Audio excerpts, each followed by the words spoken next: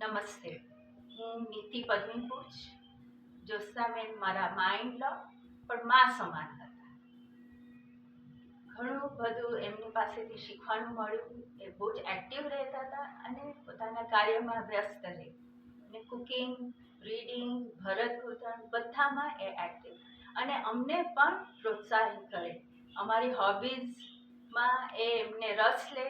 મારે પણ રીડિંગ ને એમ્બ્રોઇડરી અને મારું આર્ટ વર્ક, પેઇન્ટિંગ એ બધાનો મને શોખ, એટલે એમને ખૂબ ગમે. હું જોબ કરું એ એમને ખૂબ ગમે. ટૂંકમાં એમને એક્ટિવ રહેવાનું ખૂબ ગમે. અને એ જમાનામાં પણ એ આટલા બધા પ્રોગ્રેસિવ વિચારવાળા હતા.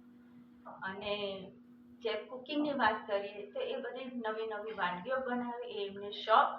હું જોબ પરથી આવું ત્યારે નવી કંઈક વસ્તુ બનેલી જ હોય. અને સેલેડ ડ્રેસિંગ કેવી રીતે ડિનર ડિસ્પ્લે કરવાનું ટેબલ ઉપર, એ એમને આવડત હતી અને એમાંથી મને ઘણું શીખવાનું મળ્યું. મહેમાનોની આગતા સ્વાગતા.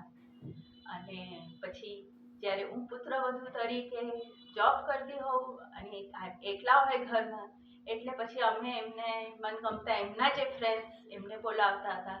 ભૂપેન કાકા કાકી આવે, હર્ષા મામી મામા આવે, એમને રહેવા બોલાવતા હતા અને એ રીતે મજા આવતી.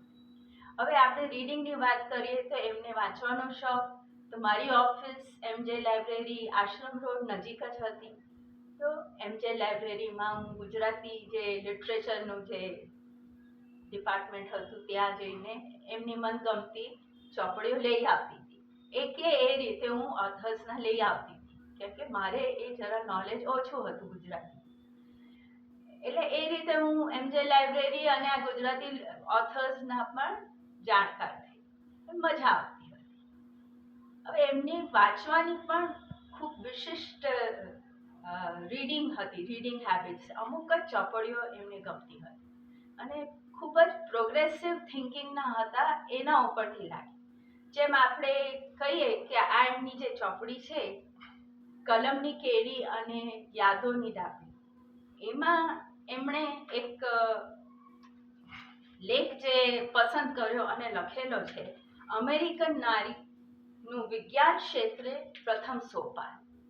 એ ખૂબ જ વિશિષ્ટ અને એપ્રિશિએબલ કહેવાય કે એમને આવા બધા લેખો ગમતા હતા અને લખતા હતા. અને કેવી રીતે એ જમાનામાં અમેરિકન જે સાયન્ટિસ્ટ, વિમેન સાયન્ટિસ્ટ કેવી રીતે સંઘર્ષ કરીને આગળ આવી, એ નામ ઉપર લખેલું છે.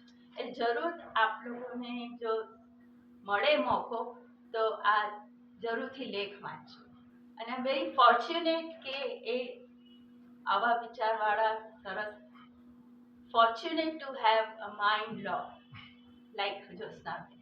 And the whole family is very encouraging અને અમને બધાને ખૂબ પ્રોત્સાહન આપે.